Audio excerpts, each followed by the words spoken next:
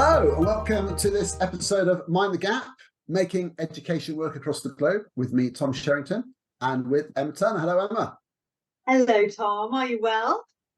Really well, yeah. Had a great weekend, which I discussed briefly in one of our episodes. But we have the wonderful Ben Newmark with us. So, hello, Ben. Hello, and thanks for having me. It's a real honour to be asked. You've been our listener. I'm surprised it's taken us to finally sort of to do this, because you've been on someone I follow and find so interesting, and it's great to have you. So thank you for coming. I want to start off with asking you about your epic book, Why Teach? You must be about one of the 17 people who's read it, Tom. Well, all 17 of us love this book. No, it's interesting, isn't it? Because it's like now we can talk about various other things, but it's a great kind of, it's like from 2019, and it really is like a sort of, there's so many aspects to it which I absolutely love. But if you don't mind, because I just think I'm going to start off with this. I'm going to read a bit of your book to you, okay? Because I think this is amazing, okay? And then you can tell us a bit more what you said it. I think this is great. So bear with me, every listener. So it says here, think about how little these children knew when they started school and how much they know now and how much they will know in the future. Think about how barren their lives would be if there were no schools or teachers and that they were never taught anything at all. Think about how poor they would be in the most important sense if there were no school and no teachers.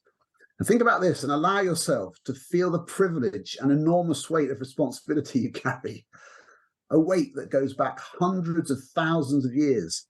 Picture yourself as a link in the only chain that really matters, a runner with a flaming torch you are thrusting into the hands of younger athletes, so it won't matter that one day, sooner than anyone ever thinks they will, your legs will fail. Remember that even if one of your young athletes does fail, they had the same right to run as their luckier compatriots. Remember, we're all part of a race in which the aim is not to win, but to just keep going. We are the links in the chain. We are the runners in the race. We are the bearers of the torch, and this is why we teach. I just think, all right, it's just great. That's the end of your book. So, the question is, what is it that you wanted to share that message about what great good job teachers have? What was it that motivated you to want to communicate this so strongly to people? Yeah, I'm still proud of that chapter, and that also formed the basis of a few talks and speeches I did, and I still stand by most of it. I think bits of it are naive. I think now that the bit you shared there at the end, it's the right vision, right? It's the right way to see things, but I think it's not always fully realised for lots of children. And part of the reason I ended up there was because of that. So for a long time as a younger teacher, I was drawn into teaching through a narrative that I think is very common of well-meaning people who think they're going to change the world, especially when they're young. The idea was that you get a good education, work hard, and then you go to university, and then you go and work in schools where students are disadvantaged, and you work really hard for those, and those students then do better. They get better exam grades, and then that means they can then go on to university just like you did. And I know that's problematic. I'm saying that with speech marks around it. And then after that, they will earn more money and have better lives also in speech marks. And I think that lots of people think that, especially when they're young. And it's a compelling thing, isn't it? The idea that I'm sort of at the coalface, finding things really difficult, but what I'm really doing is changing things a pupil at a time. Of course, it's enormously problematic. I mean, looking back at that now, the arrogance of my own youth appalls me. The idea that I really believed that I had the right to decide when I first started teaching, 23, what was best for children I knew very little about. The fact that I thought if it emulated the kind of life plan of my life, that would work out better for them. I had no idea about any of those things, and it was enormously presumptuous, and I think the best word is rude for me to have even thought that.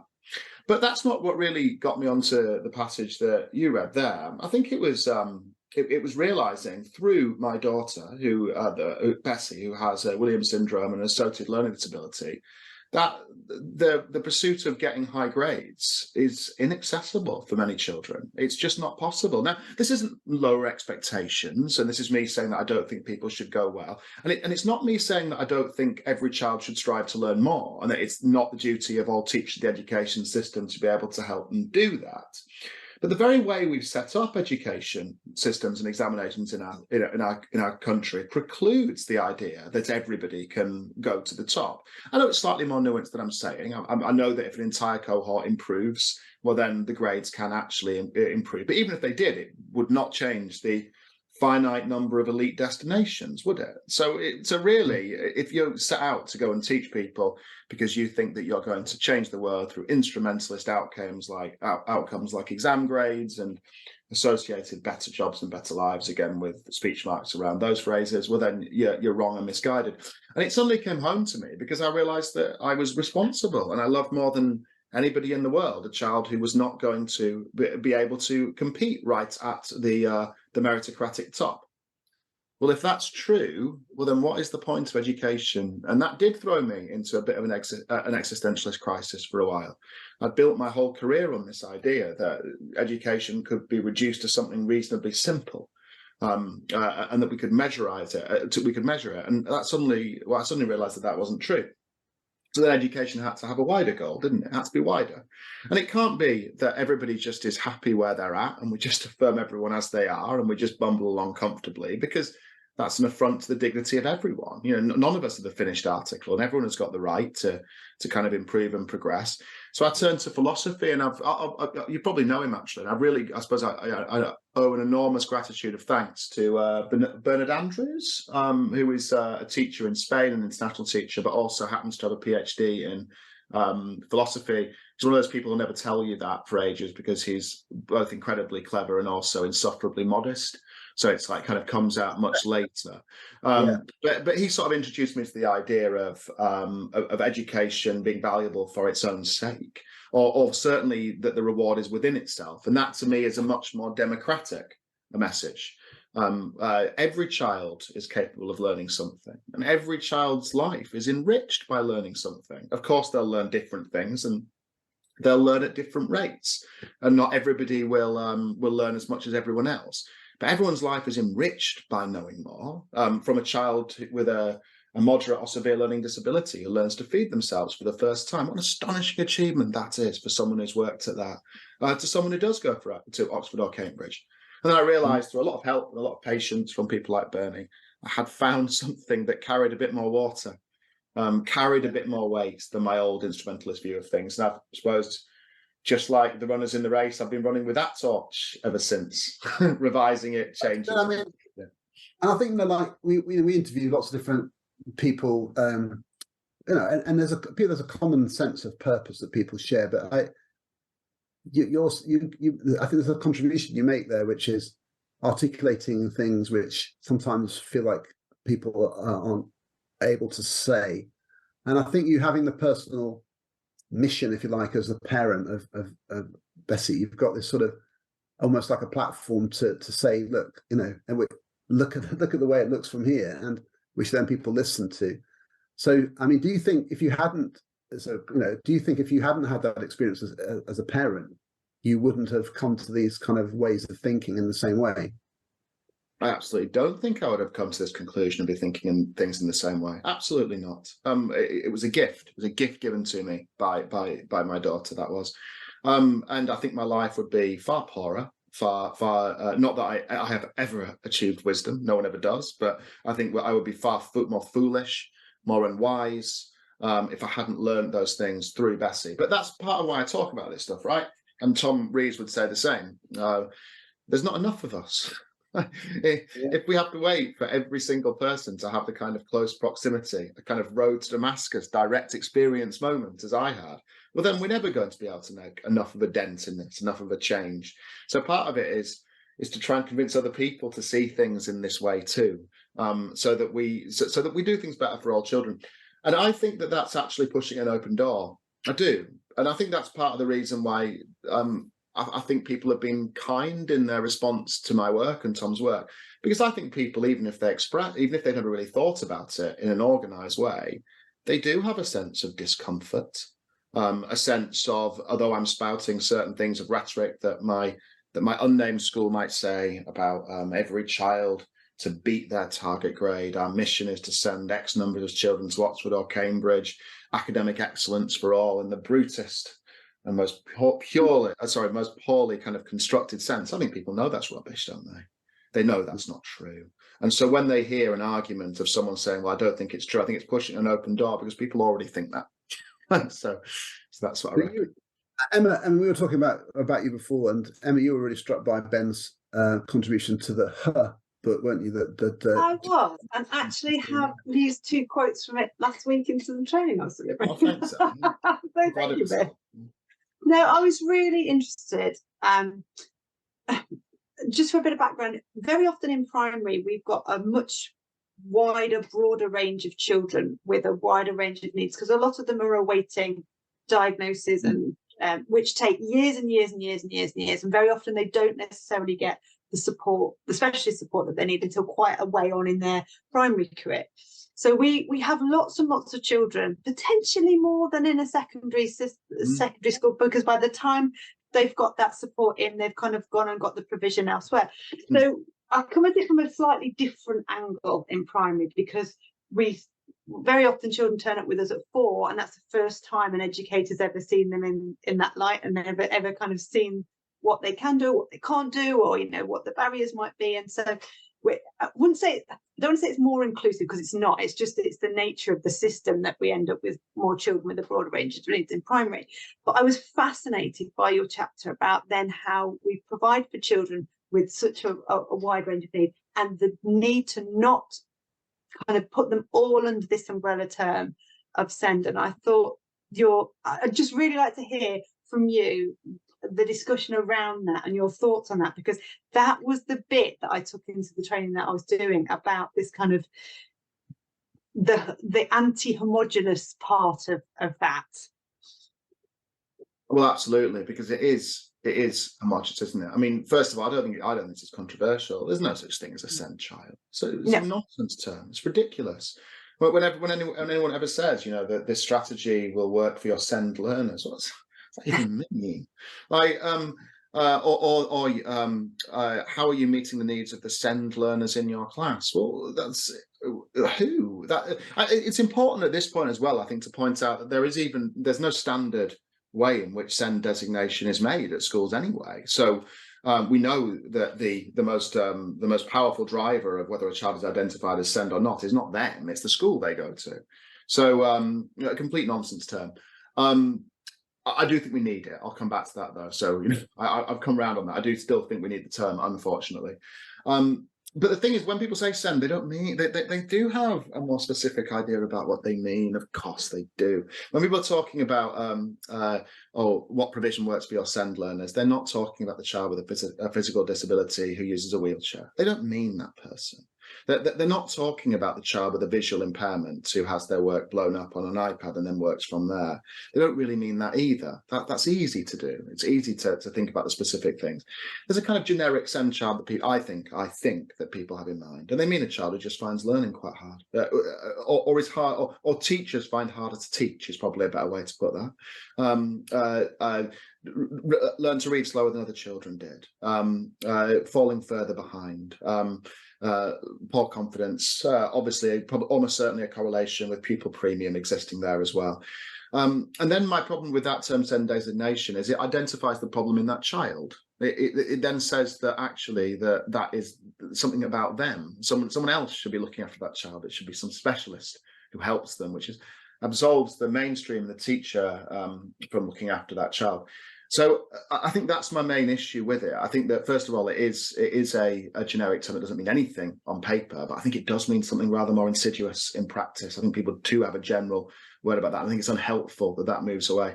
However, I wrote a blog piece about this a while ago, and it was intentionally a polemic, and it was the idea of just basically destroy the SEND term, destroy the umbrella, get rid of it, and everything will be better because children are all individuals, and that would help us see them as individuals. And then someone very kind and also stern obliquely introduced me to the idea of Chesterton's fence. I don't know if you've come across that analogy before, but it's the idea of an old civil servant who talks about the new type of civil servant who sees a fence in a field and says, "I see no purpose for that fence. Let us remove it immediately." And the older, wiser civil servant says, "I certainly will not allow you to remove that fence until you can tell me what its purpose is. Once you've told me its purpose and the reason it was originally erected, well, then perhaps then I may allow you to demolish it." And what someone was pointing out to me, and it became really clear, is that at the moment, the designation of SEND is the only mechanism that we have in an education system that overwhelmingly favours children who find learning easier. The easier you find school, the more you get out of it, the Matthew effect. The SEND designation is the only thing we have that drives resource away from that to children who find learning tougher and more difficult. And so practically, the idea of getting rid of that designation, to me, could probably have monstrous real world implications, especially in a world in which many children who do find learning tough or struggle for whatever reason are not being believed, are having to fight for that kind of that recognition. If you then said, "Oh, it turns out SEND doesn't really exist, everyone can be taught together in one class," I shudder to think about how that might play out in practice. So yeah, regretfully and sadly, we're kind of stuck with it. I sort of hope that in the end, my dream, my naive dream, because cleverer and better people have been working on this for a long, long time and not got there. But my dream is that in the end, provision will become so specific and so tailored to the needs of individual children and so inclusive that we would suddenly find we don't need the term SEND anymore. And we'd be like, remember we used to say SEND about 20 years ago, but we don't need it now. But we're a long way away from that. Redundant vocabulary, the redundant. Yeah, I'd love that.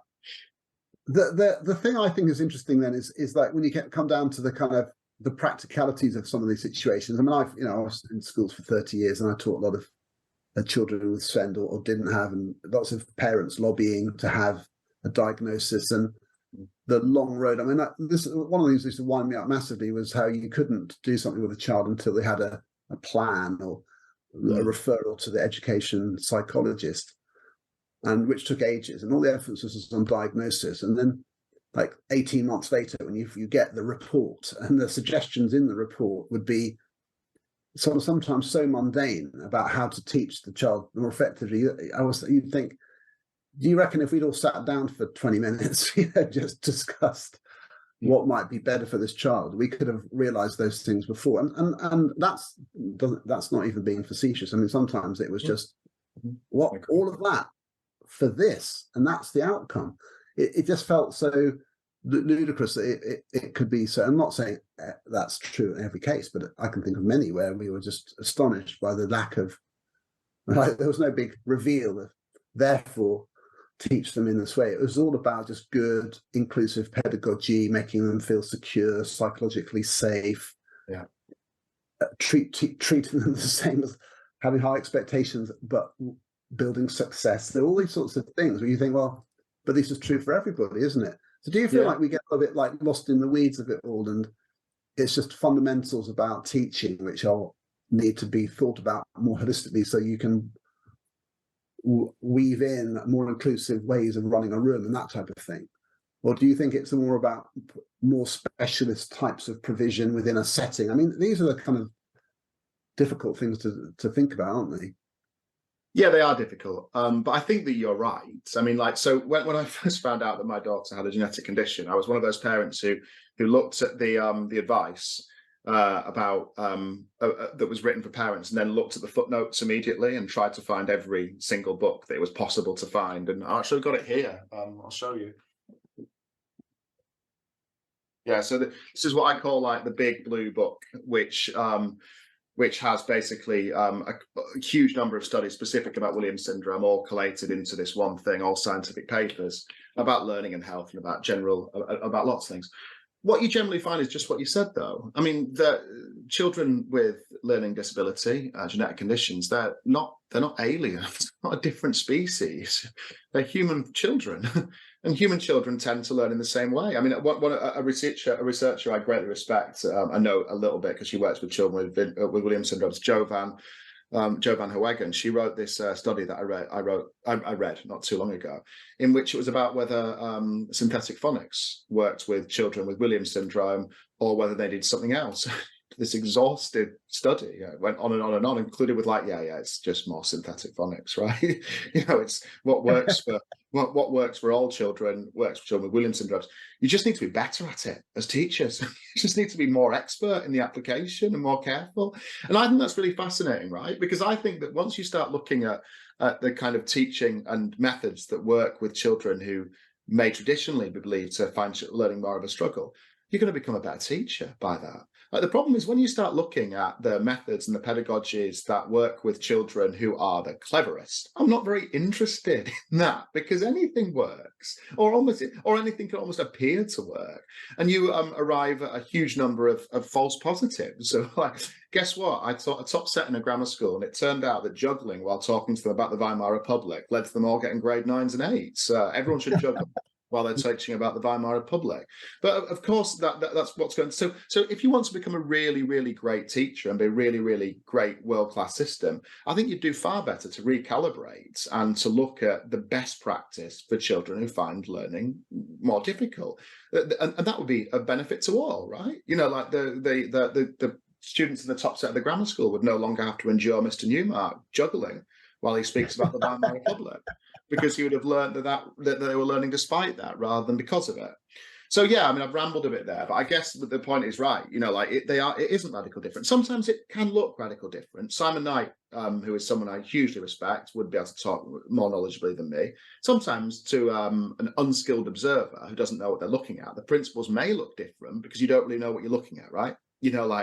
But once your eye is in, you can see that it's exactly the same principles. It's identifying the starting point. It's breaking the information down into appropriate sizes. It's then about practice. It's I, we, you sequences. That none of this is hugely radical.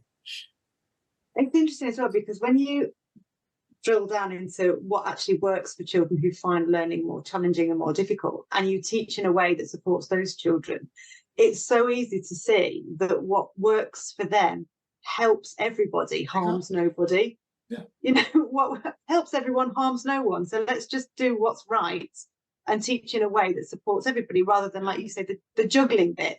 And I was fascinated, kind of linked into this next question I've got for you, about the next comment really, that canary in the coal mine comment that you make in your Send Her chapter was the other thing I mentioned. And I just kind of wanted you to explain what you meant by the canary in the coal mine, because I had a real penny drop moment. I was like, that's it. That's exactly it. He summed it up perfectly there. First of all, I'm horrifically embarrassed, because if I didn't make that clear, that is definitely not my phrase. I didn't coin it. I was using it from it came to life in the context that you wrote it. It is Nicole Dempsey, who is the inclusion officer and safeguarding and inclusion at Dixon's Trinity or Dixon's Academies Trust, who uses that phrase. And I stole it off her. I'm just checking if you've referenced it. There was a conversation with John Thompson now, but at least I'm on the record of immediately correcting the error. So that was it. Well, I've not heard before, and the context in which you wrote it, Ben, brought it to life for me. So there you go. Thank you. But that's right.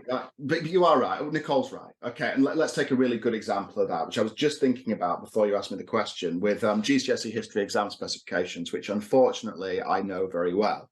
Now, the GCSE history specification is massive. It's way too big. It's just huge. And it means that really the grade boundaries are ridiculously low. And it means that children can largely go into like a crapshoot when they go into the exam, because the curriculum is so wide that how well they do, certainly in the lower grades, is largely a product of luck. Like, did they revise that the night before or didn't they? Which means it tells you very little about students, because you don't know if one knows more history than the other. because it just depends on whether things come up. Now, we might say, oh, well, the poor students who are around at the U and the 1 grade there, you know, like it kind of a 8%, 9% might get them a 1, 10% might get them a 1. You know, how is it possible for them to have any sense of how history joins up and any of the stories or any of the ways it works if they only know 10% of a syllabus across 4 units? Absolutely right. But to use Nicole's phrase there, they're the canaries in the coal mine. Right, the student who's getting a 4 also only needs to know about 38 to 45% of that material.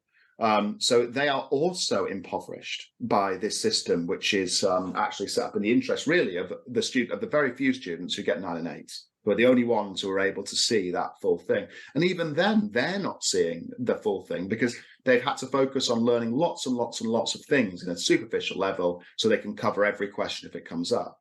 If we narrowed, narrowed's a horrible word, I'll get killed for that, won't we? If we made the curriculum more appropriate and we slimmed it down, well, then that would, of course, benefit students who find learning enormous amounts of content difficult, because it would all make a bit more sense. They'd have a better chance of joining up the dots and making that connection. But it would also benefit the students who are the highest flyers too, because they will be able to do more with what they've learned. And I think that's a good example of how that is. I think another one would be, and again, would be Nicole, but when you're watching a classroom and 4 children may be identified as having SEND and having moderate learning difficulty or whatever nonsense term is applied to them, and that term is nonsense. It means absolutely nothing. I did a deep dive into that one as well.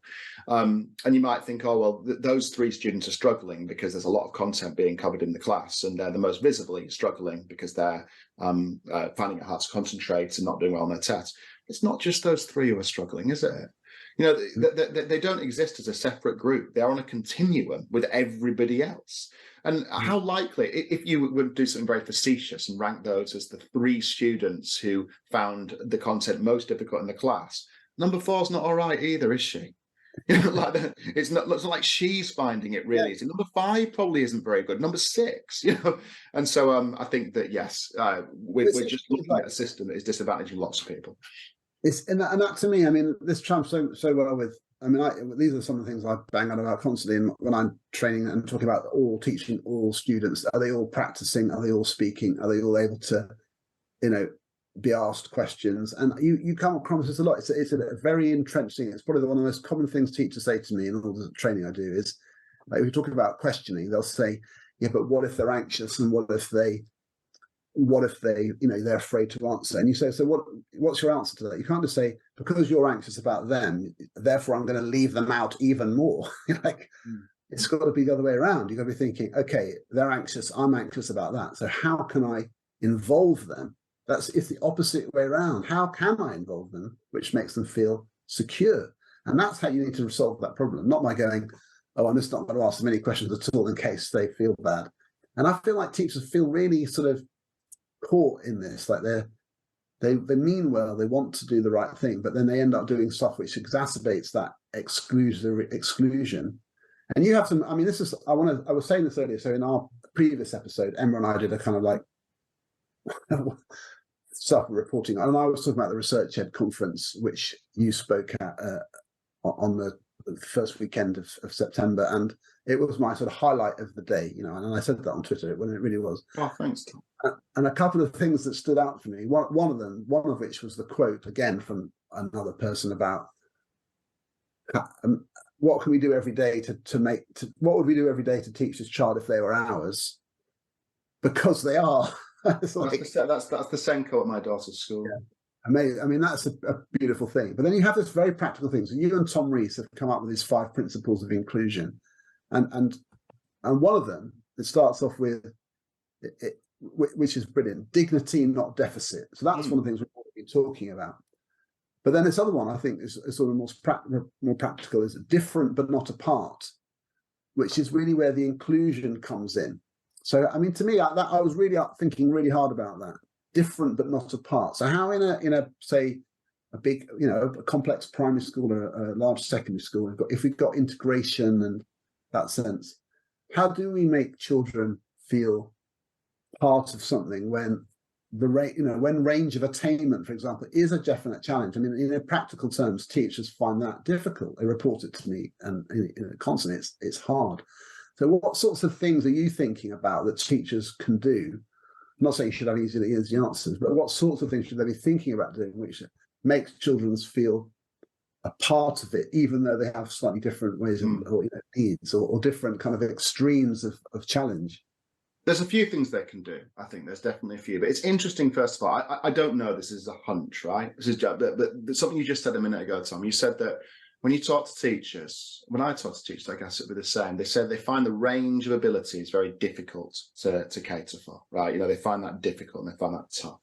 And I agree, it is a challenge, but when you actually follow that up with more questions, it almost invariably ends up as being like, it's really hard to teach the slower ones when I know I should be focused on the higher ones. That's a hunch, but I think that exposes, like, it's always the ones who are finding it harder who are the problem. Like we it's very rarely that a teacher says, like, what I find really difficult is that when I'm genuinely helping the children who finds things really difficult and really tough, and I'm taking them through that sequence, they get it.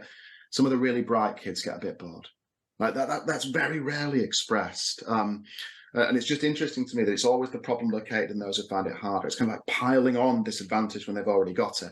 But the question you asked me was like, how do you do better than that? How do you make that inclusive? Well, I think that the first of those things is that you can value a wider range of achievements. I think that's something really practical that you can do. You can make it clear in a genuine, non-condescending and non-patronizing way that a child who learns to who learns their multiplication tables for the first time years after everyone else, that because that child has put work into that and has really tried, that is worthy of the same honor, the same respect as a child who is winning competitions in those things. And incidentally, I've talked to kids about this kind of stuff. I can't help doing it a lot, and they get that. They do. It's not that counterintuitive a message. It's not that difficult to understand. When you say we all, I'm not talking about learning styles or any kind of nonsense here, but saying that we all find, some things harder than others. And if someone achieves something that is less obviously as high as someone else, but they started from a different point and they work really hard at that thing, they are worthy of that respect, aren't they? And I think that if children are taught those things, they'll come on board with those. I also think there's a lot that school can do about just messaging. A challenge that's occurred to me is that it's really common, and rightly so. There's nothing wrong with it at all. But you think at a school when they've got really successful alumni, I can never say that word, but someone who's gone away, to Oxford or Cambridge University, become a world famous doctor or whatever. That's really good. We should celebrate those things. That's great. We should be. But then I often think about those schools, and I always think, I bet there's a person who's been working there as a cleaner for 20 years. Has seen a generation of children, has looked after this building, has been the means and the reason that this building still functions and still goes on. And I wonder where their assembly is. Where is there? Where is there? Like, we're genuinely thankful to you. Without you. And I don't mean in a condescending and patronizing way. I mean, it's a genuine contribution to this community. And I think if we did that sort of thing, we create more ladders and we make life a little bit less hopeless for some children who know that they're not going to go to Oxford or Cambridge or end up working at NASA. Kids very quickly work this stuff out. they're not foolish. They might be childlike a lot of the time, but they're not childish. They grow out of that very quickly. And if you're able to give that honor to them, I think that would help. I find there's a couple of debates which I find sort of, I don't know, that I feel they lack sophistication and they end up being very like everything. Who'd have thought on Twitter? But so one of the two, I think there are two subtle things that sprung to mind when you're saying that. One of them is around this idea of differentiation, which some people like, and they go off on it like banned word, shouldn't be saying it, should be outlawed, because they're thinking it's about lowering expectations. But actually, I cast my mind back to 20 years ago working in Haringey, where I live now, in a comprehensive school, and watching this English lesson where we had no setting, year 11, watching this fantastic English teacher teaching a mixed ability class, mixed attaining class, as we call it now. Students who are going to get top grades GCSE, doing Romeo and Juliet, and having multiple ways of engaging with the text at different stations in the class, and some were writing kind of essay standard things, and others were not able to do that. They were going to get like a equivalent of a grade 1 sort of functional skills, and they had sort of much more sort of pictorial kind of things. And some people think that was absolutely appalling, but I actually think, when I look back on that, those children were all succeeding at a level which was appropriate for them, and they were also engaging with Shakespeare together in the same room and hearing language and hearing it shared, which they wouldn't have done if they'd been hived off into a separate room. Do you know what I mean? So I feel like sometimes the debate about differentiation has hampered our ability to actually talk about appropriate work for certain children. Do you agree with that, or do you think I'm wrong about that? No, I agree with you. I do agree with you. But I also think it's helped. I get frustrated by people talking about these things as rhetoric and then have nothing when you talk about how, or, how does this work? The kind of blunt comment being like, yes, of course, high expectations for all, teach to the top, and then scaffold down so everybody can reach those heady heights. Great, brilliant. Now show me how that works. Show me like this incredible scaffold you've got, so that the child who didn't learn history last year because they were at a different school, is really struggling, gets a 9 at the end of this lesson. I think that a lot of the time this is fiction, and it frustrates me because it just turns into people lobbing what's the word, like linguistic bombs at each other in silos without us ever getting to the bottom of it. Like what I want to know is, great, so what does this scaffold look like? I think the best example I've seen of how differentiation in the proper sense works, and I do take the criticism, but I certainly don't want to return to the days when a teacher expected to produce 7 different lesson plans. I mean, first of all, it's massively terrible on workload, and I think a lot of the time it doesn't work. But Dixon's Trinity, Nicole's school, I'm just going to talk about Nicole all the time in case she hears this, and will then take my apology for using her canary in the coal mine phrase as if it was my own. But one of the cleverest things, or most insightful things that I've heard recently, is how they set up classes and year groups at Dixon's at some of the schools. So, for example, you've got a year of like 170 children, right? Say, for example, hypothetically, so it's 170. And as part of their English sequence of learning, scheme of work, curriculum, whatever we now call it, they have to write an essay at the end of a unit. And at the end of that unit, it's said that we've got 140 of those children who've arrived at the point where they can sit down and write that essay. And it's going to take them a lesson. It's going to take them maybe a lesson and a half to write that essay, the practice element of it, which is important, right? Well, they don't need a skilled English teacher to stand over them while they write their practice essay. That's a complete waste of that professional knowledge and expertise. So what Dixon's does is merge all of those groups sometimes, and they will put them under supervision with SLT or somebody else to do that practice element, which then frees up the expert teachers to work with the 30 children who actually are not yet at a point where they can write that essay. Now, when I heard that, I thought, well, that's the practical sort of example I'm looking for. If Nicole says to me, it's teaching to the top and scaffolding down, this is what it looks like, I get that and I understand it. So that's one good example, I think. So interesting, Ben, because I work in Leicestershire, I live in Leicestershire, and a huge swathe of Leicestershire primary schools have got mixed age classes. So you've got children in the class who you've got like a mixed age year 1 and 2, or a mixed age year 5 and 6. And a lot of our schools have got 3-year mixed age or 4-year mixed age in one class.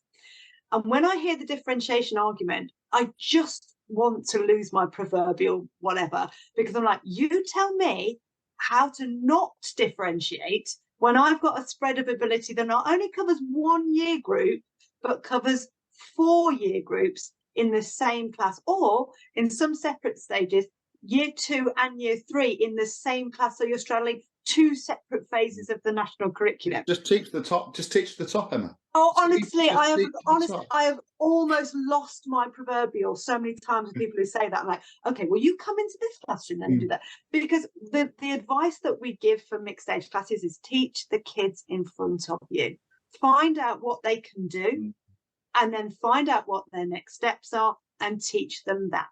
And flex your lesson structures, flex your day. And in primary, we've got the chance to flex the day. We can do half of them doing this and half of them doing that at different times of the day. And so there are multiple solutions. So if you ever want to see differentiation done absolutely beautifully, accurately and well, go and see a primary school that's got mixed age classes, because we have to do it, and we have to do it well. And that's a really good environment for children who potentially find learning more difficult, because there's so many other things going on in the room at the same time, and you can match the children so much more effectively with what they genuinely need, rather than actually, oh well, you're going to do this and you're going to do it. It's so much more flexible, and it's so beautiful, and it's such an underexplored avenue for really good responsive adaptive teaching and proper differentiation. I'm off my soapbox now, I'll get down. Of course, you're right. Of course, Michael Merrick has been very good on this as well. I mean, like I don't think anybody has really successfully answered his critique about what the curriculum wave means in primary. That the big focus on sequenced, coherent curriculums that are very well mapped out. If you're in a small school and you're teaching 4-year groups in 1 year, I think that Michael's asked that question a few times, and it never, as far as I've seen, got a convincing answer about how that works. I know somebody who writes about it, but we won't talk about that. But I think it's interesting. And one of the other things that is in your principles, and it comes through. I mean, if people who haven't read it yet or discovered Ben's blog, one of your recent ones is about Bessie winning her race, and this idea that, you know, winning that race is a profound achievement for her, and it's a significant thing. That's the fact that she can, you know, she's got ways of succeeding, and everybody does. But you get into you come across this thing of, like, some people are so paranoid, maybe they have some grounds for it, but that of lowering expectations being the kiss of death for disadvantaged children, for example, that they hate the idea. They kind of hold the line on, you know, exams are the most equivalent, best way of assessing everybody, because when they're all, you know, disadvantaged kids can be prejudiced by teacher bias and so on. But when we're talking about multiple ways of celebrating success, we're not very good at it, are we? And we're not, and that's because it's like that Taylor Swift song, right? It's me. Hi, I'm the problem. It's me. It's because almost by definition, everybody most people who are running schools did well out of it, right? You know, like you have to pass exams, and then you have to go to university, and they have to get a further degree to become a teacher. And so we do see things. It's very easy to see things in these narrow bands. I was talking to my wife about this the other day, and I think this is interesting. And I suddenly realised this is like kind of a microcosm what went wrong. Do you remember National Records of Achievement? Remember those brown folders that people were supposed to have when I was at school? We were supposed to fill them with a multiple range of things, weren't we? Exam grades. I was too old. I'm too old to have had one of those. Yeah, but exam grades were supposed to go in there, exam certificates, but so were all the other things you did, letters from places that you volunteered at, scout badges, music certificates, certificates of attendance at courses, and all this kind of stuff. What a beautiful idea that was. What a beautiful idea that was. The idea of like everybody carrying around something that showed multiple ways that you could succeed in life. And it died, and it was crushed, I think, because of people like me. Because I remember at school, like, sneering at those, because I didn't need them, did I? You know, like, the idea was I did quite well at school, and I thought, you know, like, I'm not going to need my swimming certificates. I'm not going to need, you know, like, a letter from my work experience saying I'd showed up on time every time. So they were killed by attitudes like mine. And that, I look back now, I think that's half the whole problem, wasn't it? Because we weren't acting as a team. Like, what we hadn't got was, I probably was all right without it. But by not taking part in schemes and strategies like that, I was undermining people who that actually would have been enormously powerful for. We've all got to do that sort of thing. If we're going to value multiple activities and multiple achievements, we've got to value all of them, and we've got to be honest about the things we can't do. Yeah, and it's so interesting, the psychology around this. I remember I was the head of a selective school for a while, and one of the things that I inherited was a thing called, you know, gold certificates. Every time there was a report, people got grades. And then what I noticed, you know, after a couple of years, there was the same children always come up on the stage to get the gold certificate. Like, I knew all their names because they always saw them. And we tried to devise a way of people working gradually toward, like, gold certificate being something you could work towards, and then eventually people would all manage to get there.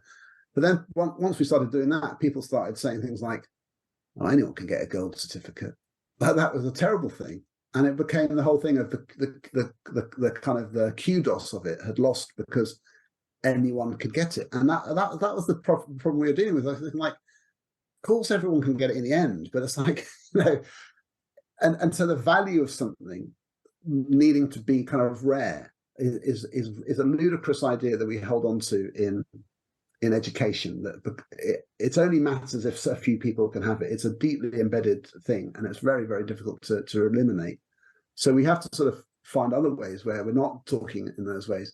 And something, I mean, I'd love to talk to you about this more, Ben, but the National Baccalaureate Trust that I'm part of, and I've been trying to work on this for years. And I used to work in a school next to a special school. We were in the same building, and this was our dream that one day our students would all have the same event where they would all come and get their baccalaureate certificate, and her students would have done certain things so would have mine.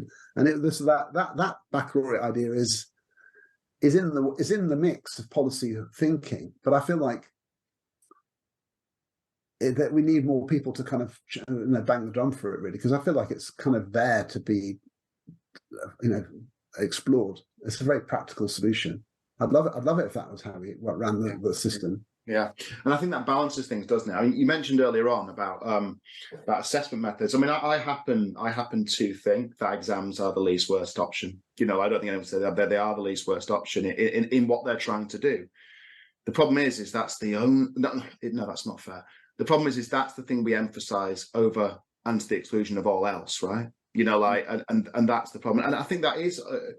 It ends up being like an absolute nonsense. Like you take a child, for example, a child who has not got lots of GCSEs above 5 or 6. Maybe the GCSEs they finish with are numbers on 1s and 2s.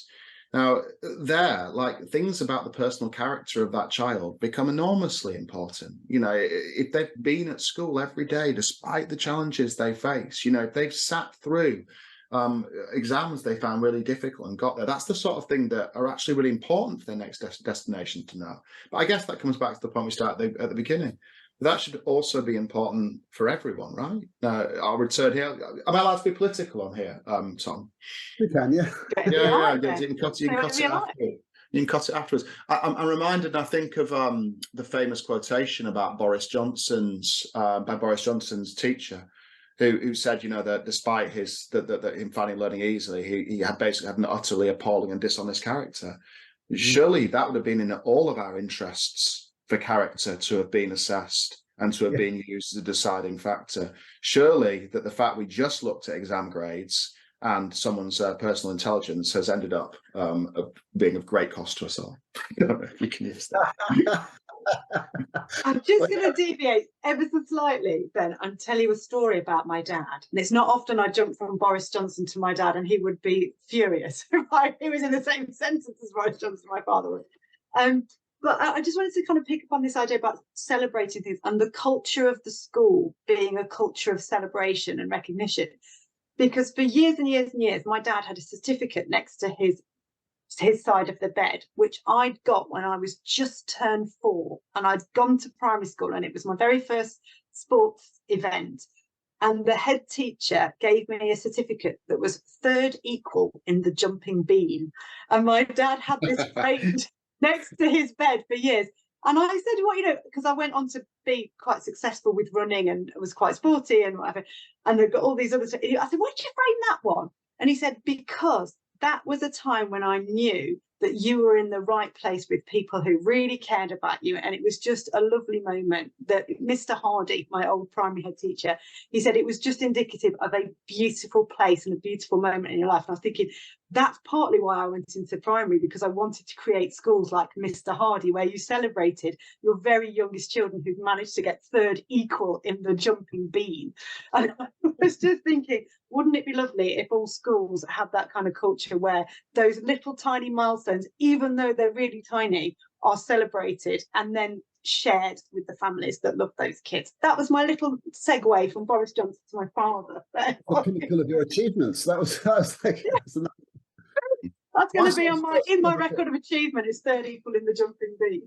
My son's first certificate at school was for sitting quietly on the carpet.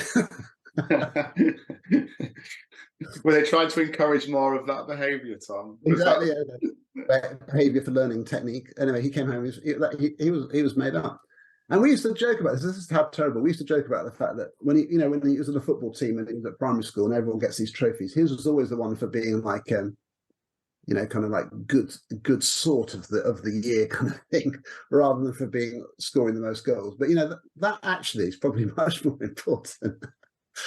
Well, yeah, it is right. Yeah, I mean, and that's how I feel like it should be. I mean, like my because these other qualities are important. They're not wooden spoons. I was thinking the other day, my wife plays hockey, and at the end of year hockey awards, so someone won the award for Player of the Year, and I asked Amber, my wife, why she'd won that. And she said, oh, it's because she's acted as like a great mentor for. They've got a lot of young players who've just come in, like the juniors who've just come into the senior team, and she took them under their wing and showed them how all that works and everything else. And I thought that's how it should be, isn't it? Right? Like traditionally, you'd say, "Oh, Player of the Year is the player who has been most effective on the pitch." But if you start to look at a wider contribution, well, then there are all sorts of reasons that people can be more effective. And I think that's just what we need to aim for more in schools. It's not about not having high academic standards. It's just placing them within a context in which they are one of many virtues that human beings can be celebrated for. Well, that's fantastic. And I have to say, I mean, we could talk for longer. I was going to ask you about our producer is giving us the nod now. It's time to wrap up. But Friday 5. I mean, how did that, the thing you've created every Friday on Twitter, well, most Fridays, hashtag Friday 5. Ben sets the challenge. You've got to come up with 5 songs. I love doing it. I believe I did that. I mean, I've started moving it across to threads actually now, where I'm more often, but that's not time to talk about that. But I suppose the reason I did it, it wasn't any huge strategy on it. But one of my favourite things when I first joined Twitter was watching people who usually disagreed talking about a shared interest in a pleasant way, whether that was gardening or cars or football teams. I used to really enjoy that. I think it was kind of influenced by that hate idea, of riders and elephants. And I thought, I think the reason it took off was I just wanted people to join in on something that wasn't like, like disputed territory. Like someone might disagree with you on almost everything to do with education, but you can both like the Bee Gees. Yeah. You can. I mean, you shouldn't, but you can. And maybe find some common ground. That's good. That to me is someone who's a passion and interest in the community of teachers. It's not just about the technical stuff. But I just want to say thank you. I mean, it's your work you're doing, the work you do, obviously in your school, but wider, reaching out, the system-wide stuff that you've been doing with Tom Rees, the voice that you've got, and you're using it to shape thinking, and I think it's brilliant. And thanks. There's so much to read in your blog, but also through social media. But it's wonderful to have someone like you with your kind of intelligence and the kind of thoughtfulness in the system. And I think you have an influence you might not even realize. People reference those ideas, and it changes the way things are. So thank you so much. Oh well, thank you for saying that. I don't know. I think I would say everything I say is like a work in progress. I was actually like when you started talking about the book, I was like, there's going to be a bit of this that you're going to read back that I don't agree with now. That's good, isn't it? Well, so thanks so much. We better wrap it up there, but it's been brilliant talking to you. I knew it'd be great, and it's been a real pleasure. So thank you to Ben. Thank you to Emma. Ben. Thank you for having me. Have a lovely evening. And thank you to everyone listening to Mind the Gap. Making education work across the globe. That's what we try to do. And we've had some great guests, and Ben is now there for you to listen to. So enjoy the YouTube version as well. And we'll see you really soon. Thanks, everyone.